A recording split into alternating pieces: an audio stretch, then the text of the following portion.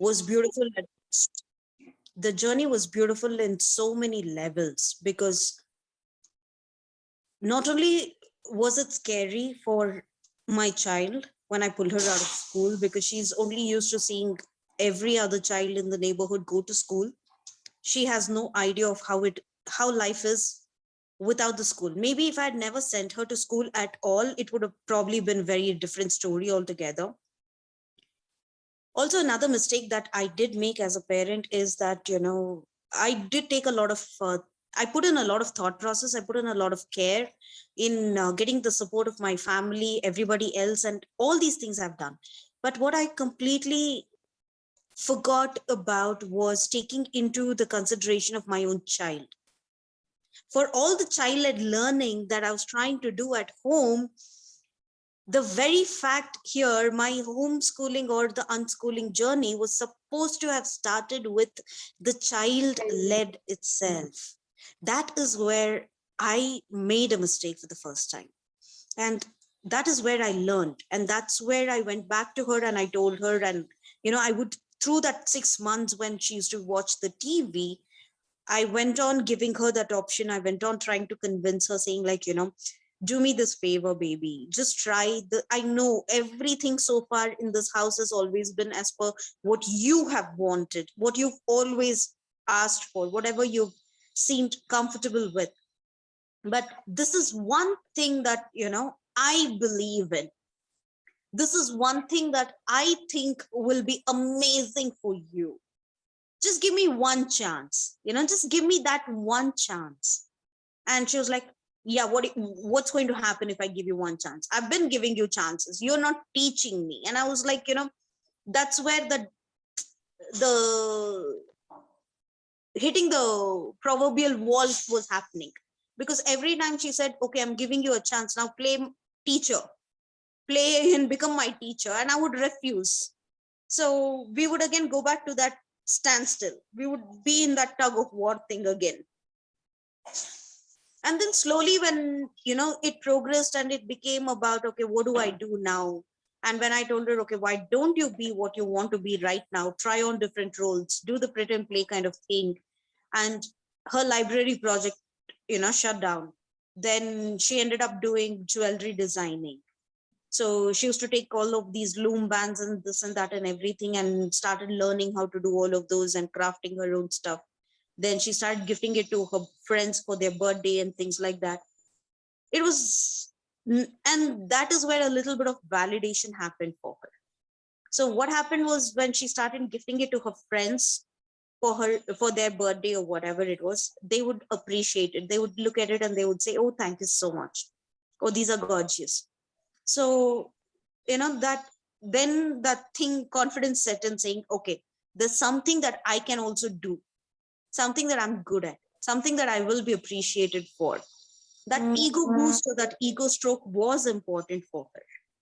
And external validation from the society was as well equally important for the child, which I knew. And that was one of the ways that, as a parent, I had to recognize that need, and I had to encourage the child and say that, why don't you start creating stuff and giving your friends as birthday gifts, as gifts for, the Diwali, for, the Holi or anything.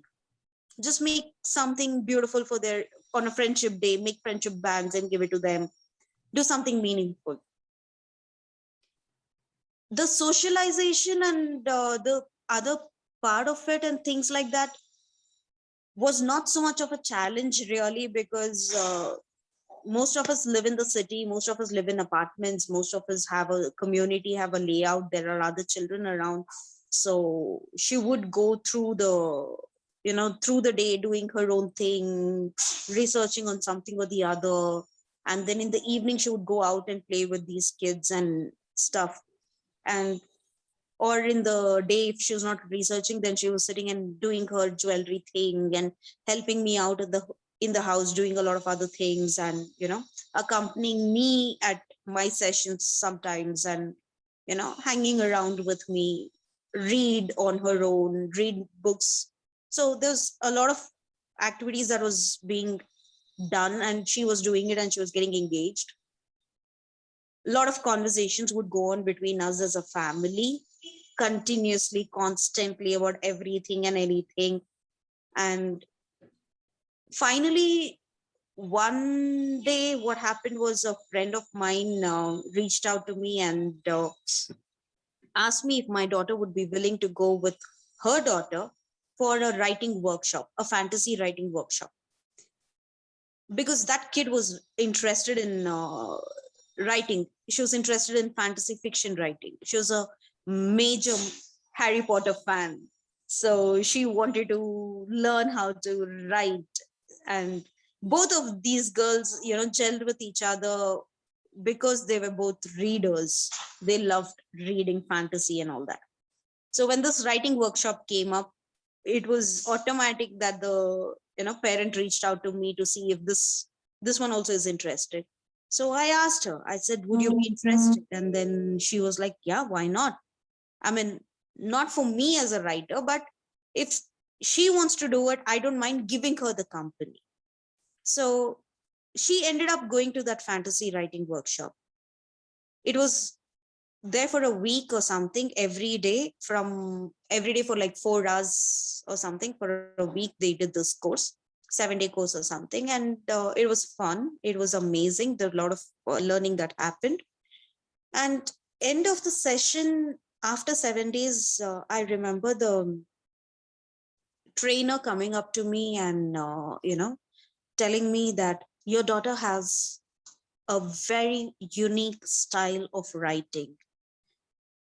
Please encourage her to continue to write. And I was like, yeah, sure. I'm like, I really didn't take it so seriously, because I wasn't, for me, the point was like, if she's interested, she will continue. If she's not interested, then it's okay.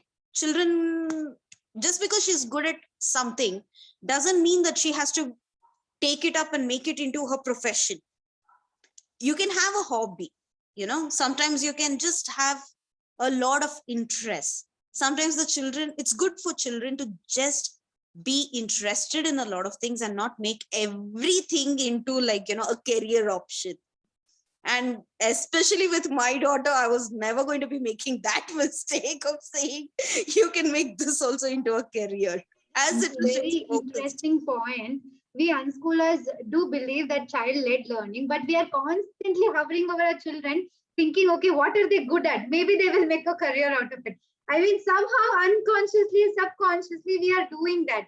Like, though we True. don't want to force them, we are still constantly observing them to make sure, to find out what is that one thing that they're good at, to make sure, they might make a Yes. career out of it. But what you said is really interesting. I mean, yeah, just because they're good at need not necessarily be that they want to make a career out of it. Yeah.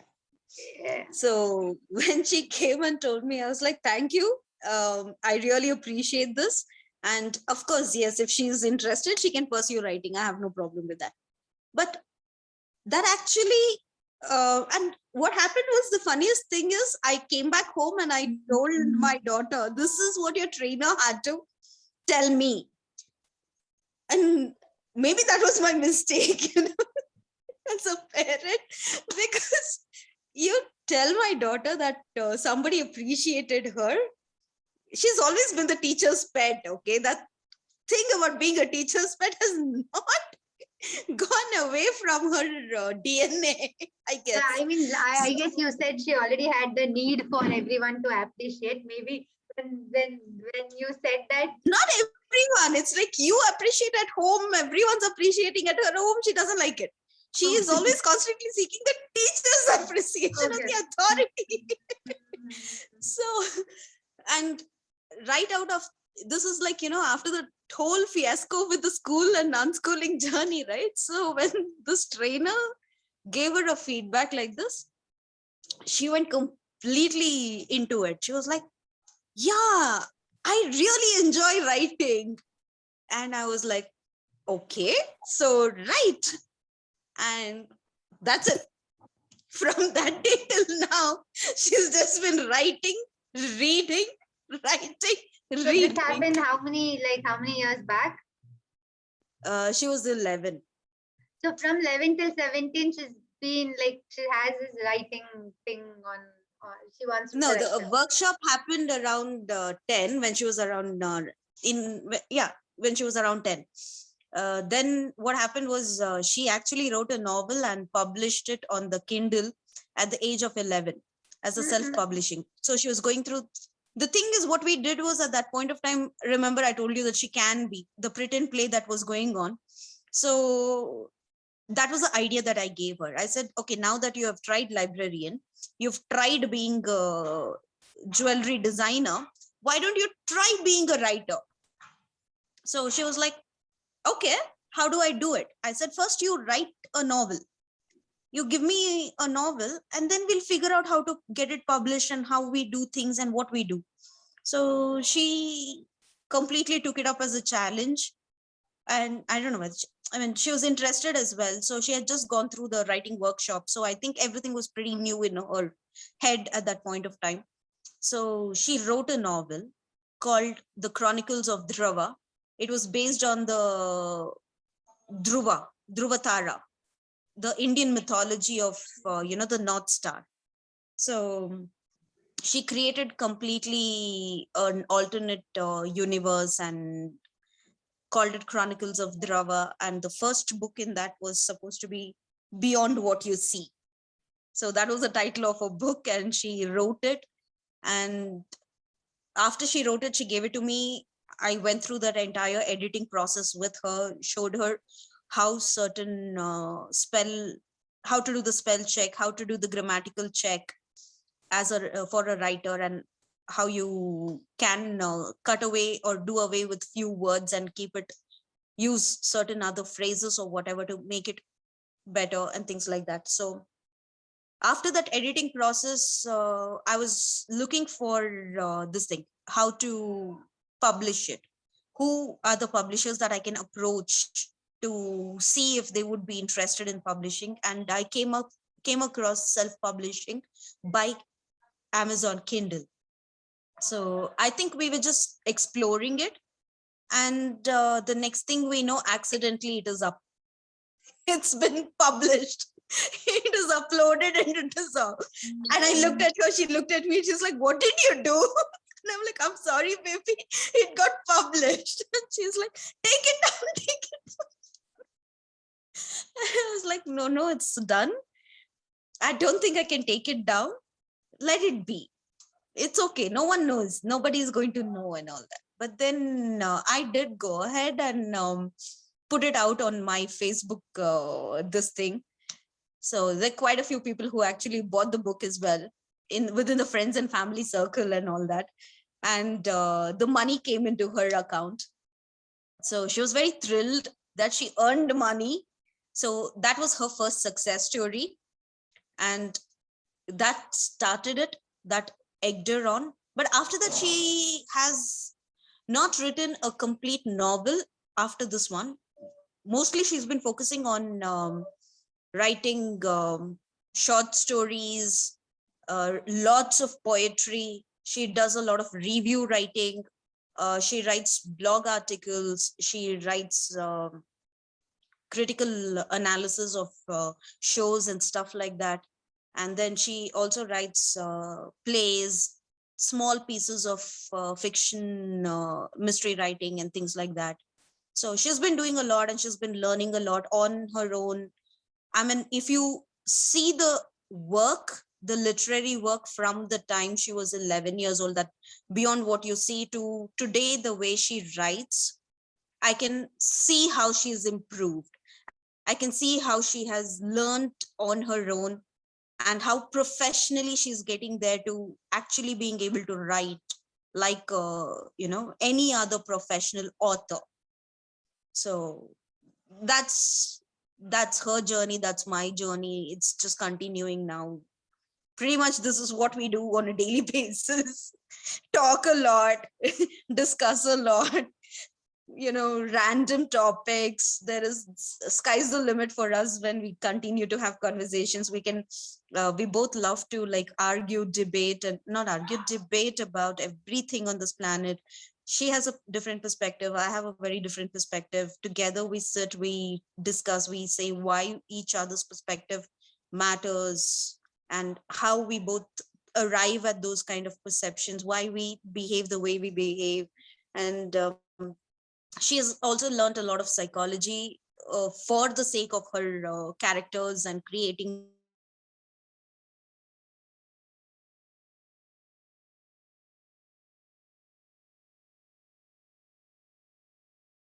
And about Big Bang Theory. She ended up learning about the nebula theory, about how the universe itself was created. So a lot of science has gone into it, a lot of math has gone into it. So this is what I truly believe in. Like, children, when they are having fun learning, when they're playing, there's a lot of learning that's happening. So as long as your child is playing, your child is learning. Your child is absolutely fine. Whatever concept you want your child to understand, pick up, figure it out, whatever it is, make it into a play. I completely believe in that. In my house till date, we play a lot. That's actually beautifully said. I was about to ask you what did you do for the science that she didn't study from class 4 or 5, but just now you said that she learned it because she wanted to do something with her. Like if storytelling was what she Yeah. wanted to do, she learned the needed maths and the science that was needed for her work. I mean Yeah. that's how it works. Like if she learns because she needs it, then she keeps it in. It's more closer to her heart. And when you learn, and I truly believe when you actually learn by yourself because you need it, you understand it better rather than if someone is teaching you. uh, True. I have heard that you go to mentors, have mentors. Even if you go to mentors, have mentors, you still have to do the work on yourself. Like if you don't do it, no matter how much, like you said, even though you are a child psychologist, to work with your own child had to, you had to go through your own experience of up and downs. Like what you know and what you do is two complete different things. And learning, like you said, has to be done. When you need it, and that's going to stay forever. That's amazing. I was supposed to ask you a question on screen time, but I think you've already spoken about 6 months of screen time. So, but still, if you have anything to say about screen time, because now it's like really a big problem. Like you said, like even when you're unschooling and like the child, if you don't do anything with the child, like the child will say, okay, I will go watch something on the computer or the TV or whatever. So anything that you want to say about it, or like, I don't know.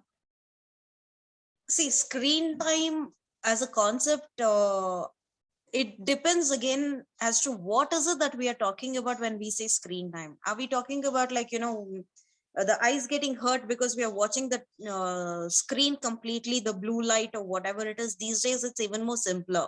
You have those glasses that come with that Blu-ray filter or whatever. You just wear those and tell your child, like, please wear those when you're doing your work. I think your child is No, smart I enough to mean, wear that. screen time is like watching television and watching videos on the YouTube and never ending watching of that thing. That also, see, that again is a very contextual this thing, because when it comes to me and me personally, right, when I talk about this to the parents, most of the parents knee jerk reaction is that, oh, your child anyways is a writer, so she will need to watch it, so it's okay for her to watch. Is learning through the shows, she's learning, and which is right.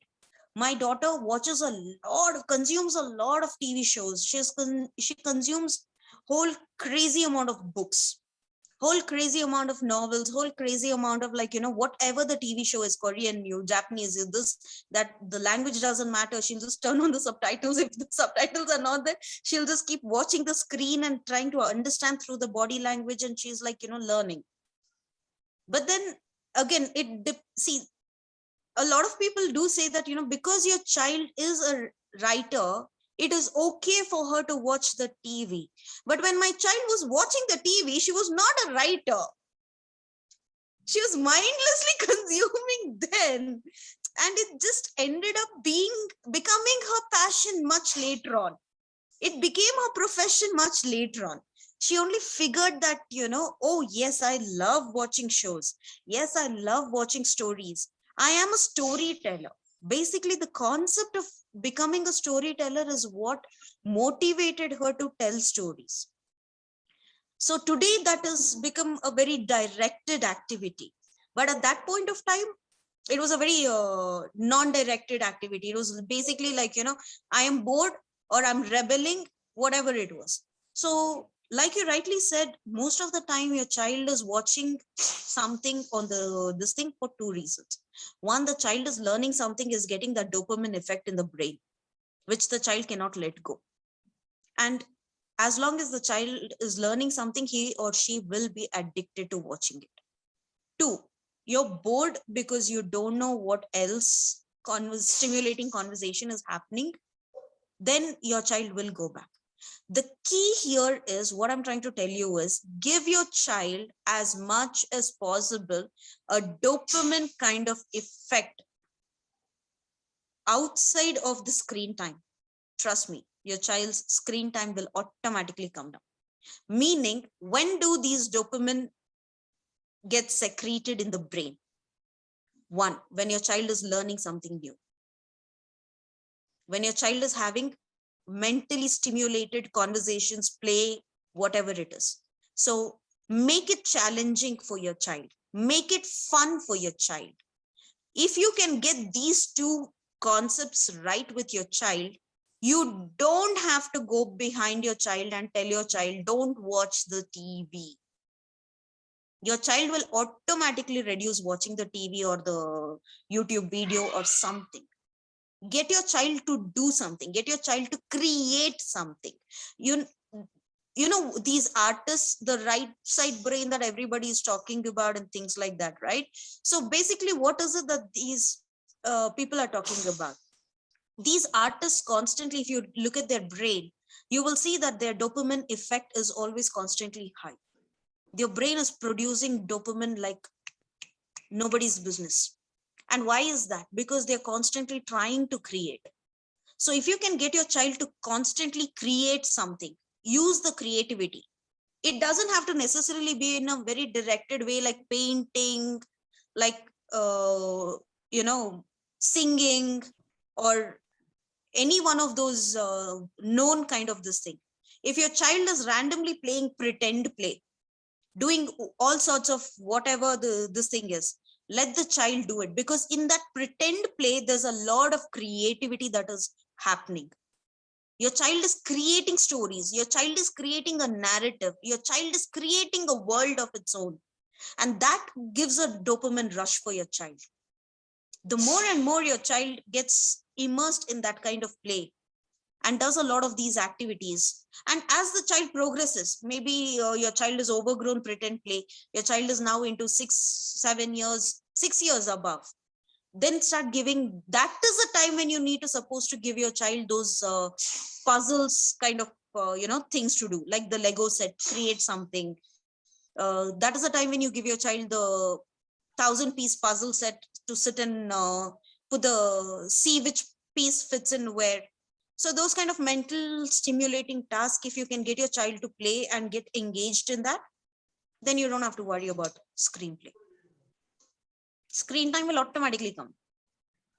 I mean, this is so much of information, real new information. So you're saying the child is watching television and think either because he's learning something or because he's bored. And when he's learning something, you say there's something that's happening, like you said, dopamine effect.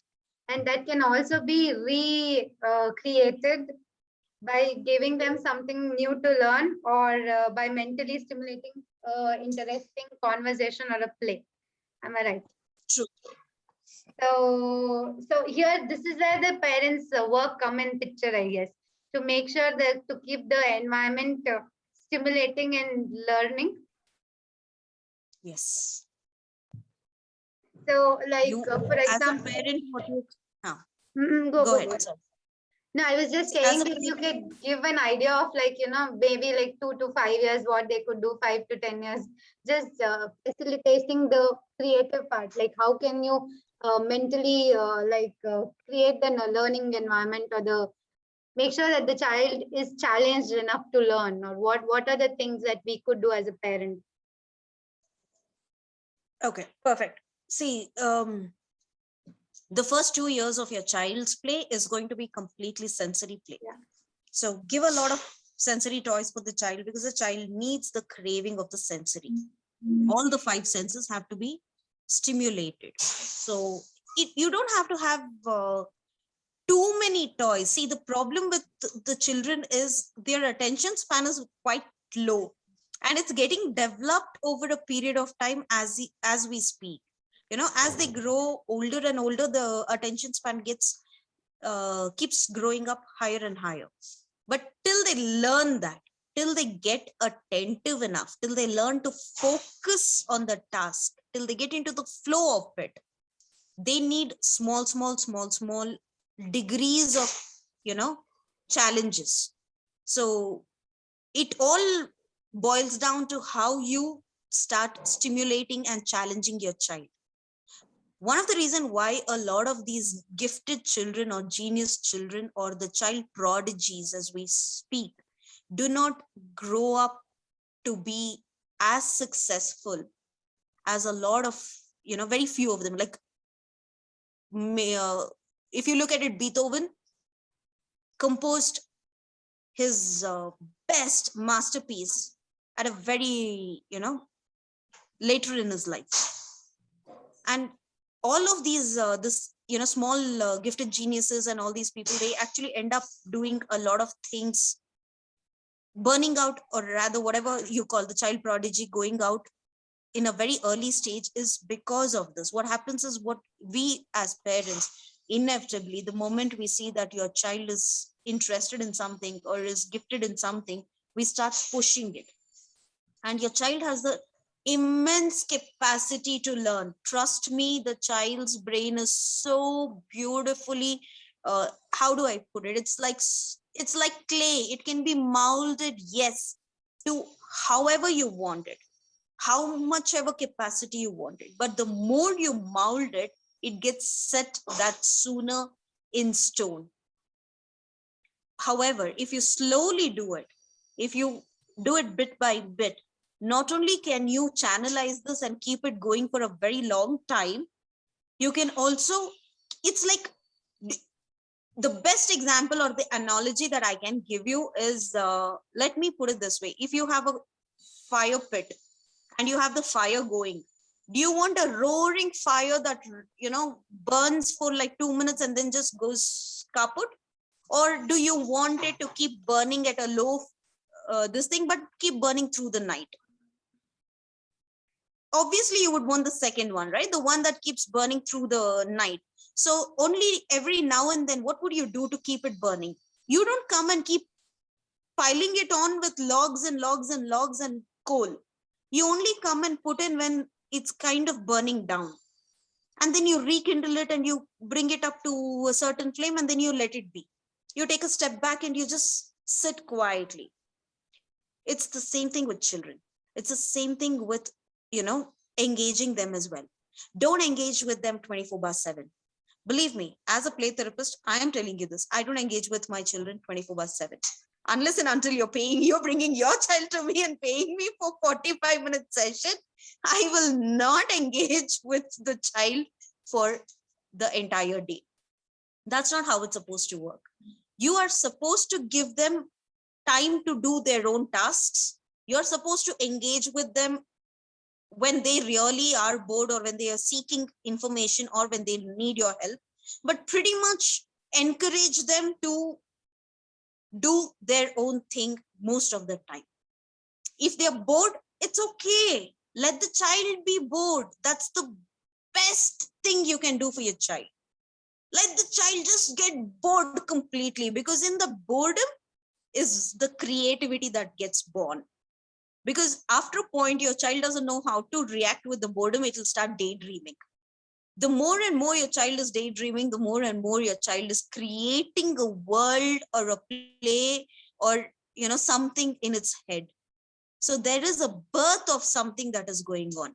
And the moment there is some creativity that is going on, automatically the dopamine effect happens. You've engaged your child without even actually being physically present for your child. By just allowing your child to be bored, You doing your own thing and telling your child, you please don't disturb me, go that side, go, you do your own thing, go. You've developed the child's, brain. And yes, there are times when you need to sit with the child and also play with the child and engage with the child the way you would want the child to be engaged. That also is very necessary. Basically, what I'm trying to tell you is have a healthy dose of everything. There has to be a balanced approach to everything that you do. Certain amount of time where the child has to play on its own, certain amount of child where the child is absolutely bored. It's completely okay to be bored. Let the child come up with a creative way to engage itself. It's not your job to engage your child. It is the child's job to engage itself, because the child has to live with itself for the rest of its life. Please remember that. We as parents are here only for a couple of years, but whereas your child is on this planet for the rest of its life, and which is going to be way after us as well.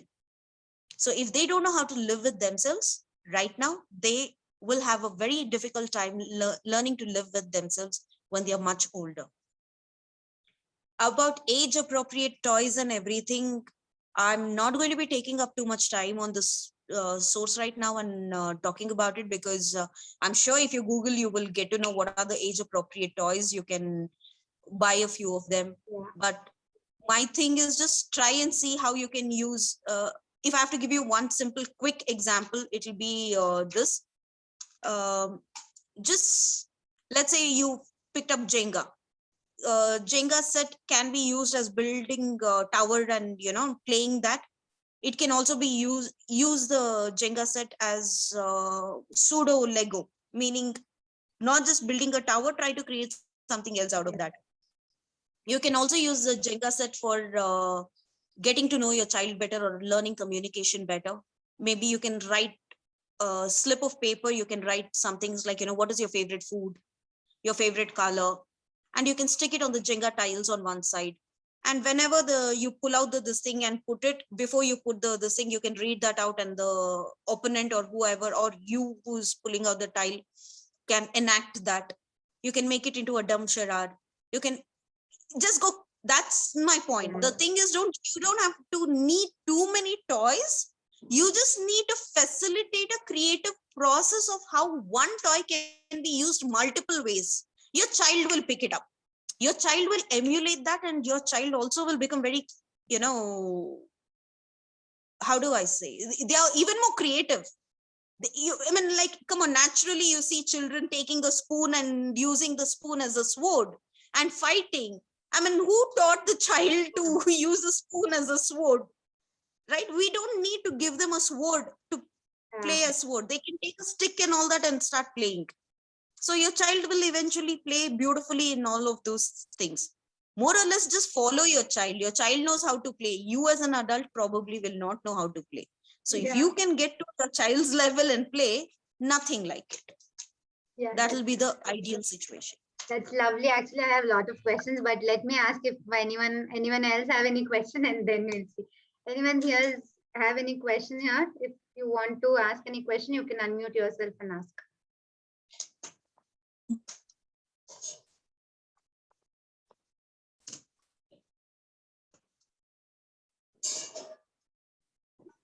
Anyone wants to ask any question? Hi, Suma, can I? Yeah, sure. Go on. So now how do we decide on if it is a good idea to homeschool the child or not?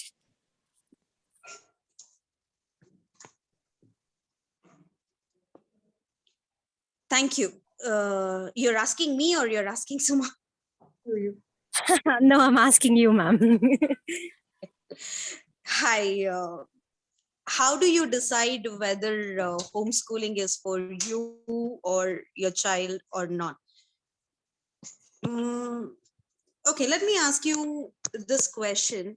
What is your understanding of homeschooling? So I'm still trying to figure it out, because a lot of people are a part of homeschooling and unschooling simply because it's pandemic. and everybody are at home, they're trying to figure out other options, right? So I am a confused mom. Sometimes I feel homeschooling is the right thing to do, but I'm not sure if everybody at home is on the same page. And on the other end, it's like they're going to miss out on socializing. I think that's the most important thing. When I look into my toddler, she loves being around other children. So I'm totally confused. When is that that threshold or the point at which you decide, okay, if schooling is not an option, how do I switch on to, like, when am I supposed to switch on to homeschooling, or if it's the right option to just look into homeschooling, because that's again a lot of effort, like you mentioned.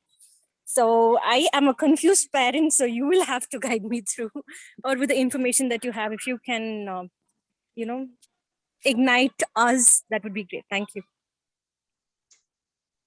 Thank you for asking this question. Okay, you brought out a very brilliant point out here, saying that your toddler is naturally inclined to play with other children, and you're worried about the socialization aspect of her, and if homeschooling is going to be a good choice or not for you as a family, keeping in mind the child's social perspective, correct? First, let me answer that. Then I'll get back to the second challenge that you have about convincing your family, or to see if your family is on same page or not. So socialization, first of all, the concept of socialization, the way I see it personally, is that your child, no matter any child, every child for that matter, is born as a social animal by default. There is no socialization that is needed. They are not they're not wild animals, to be tamed or domesticated.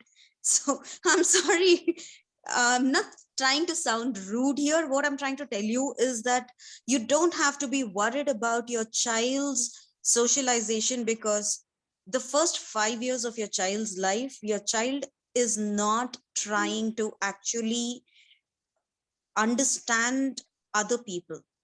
How development happens with any child for that matter is the first 5 years of the child's life is all about the self identity. Then comes the social construct from 5 to 15. Then from 15 onwards, the child is trying to juggle between, self identity in terms of the social construct. And by the time they are 25, the brain is completely developed, or should I say, in this case, it's not the brain, the belief system is completely developed. The ego constructs of the child is completely developed. The self identity, self esteem, all of these things are completely developed. There is no more development that happens beyond 25. That's why in a lot of this thing perspective, if you look at it, if you read a couple of these psychology books, it will tell you that adult brain maturation happens at the age of 25, roughly. Nothing is like set in stone. Plus or minus, give or take here and there a couple of years, based on your child's natural inclination of how the child is, whether the child is a fast learner or a slow learner, or how the child perceives. And also nature and nurture, all of these various other theories come